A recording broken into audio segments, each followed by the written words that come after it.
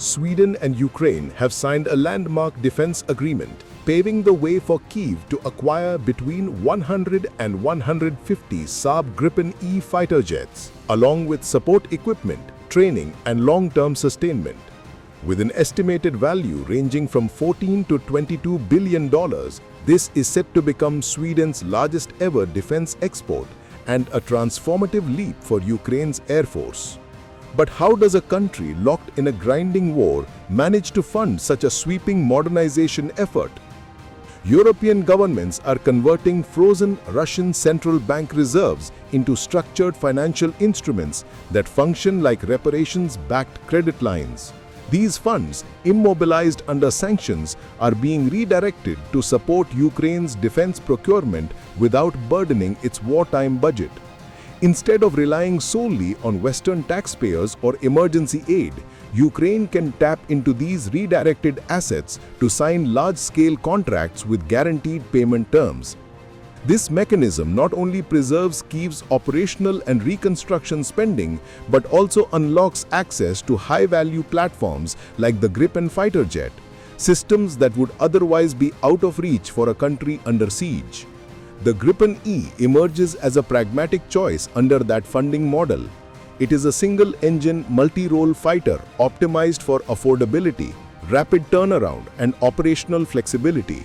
The jet's AESA radar and modern avionics suite deliver robust situational awareness and resistance to electronic attack, while an advanced electronic warfare package enhances survivability against integrated Russian air defense and fighter threats.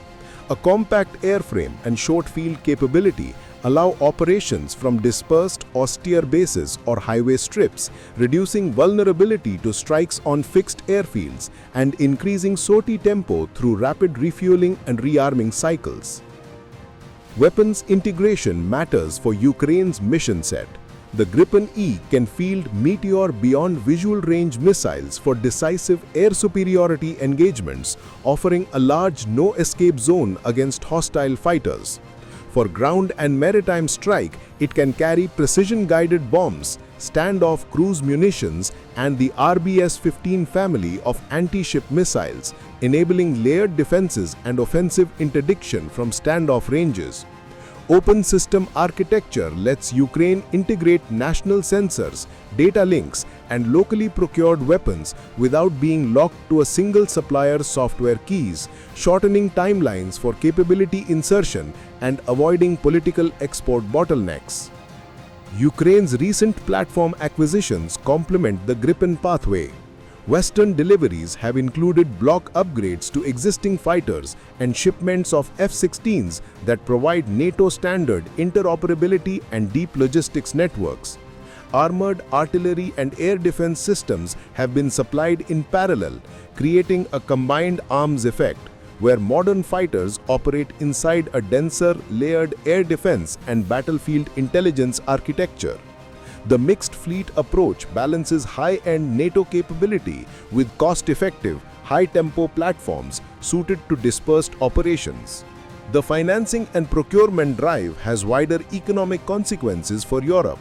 Redirecting frozen assets into defense contracts creates a flow of contracts to European manufacturers, expanding production lines, reviving subcontractor networks, and ramping up workforce demand in aerospace, electronics, and munitions sectors.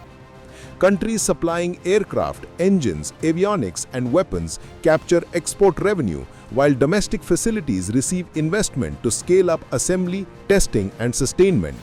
The result is an industrial multiplier. Defense orders translate into jobs, skills development, and R&D funding that strengthen regional supply chains and strategic autonomy.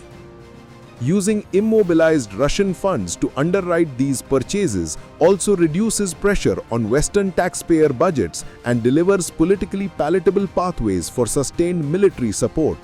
For supplier nations, the combination of guaranteed payment streams and long-term sustainment contracts underwrites capital investment in capacity expansion. For Ukraine, it provides a sustainable route to modernization that aligns financing with the pace of conflict and reconstruction. The net effect ties battlefield needs to industrial revival. Kyiv gains aircraft that match its operational realities. European defense industry secures multi-year work, and the region strengthens its ability to produce and sustain advanced systems. The Gripen purchase, financed through redirected Russian assets, becomes both a military upgrade and an economic vector that reshapes supply chains, employment, and strategic resilience across Europe.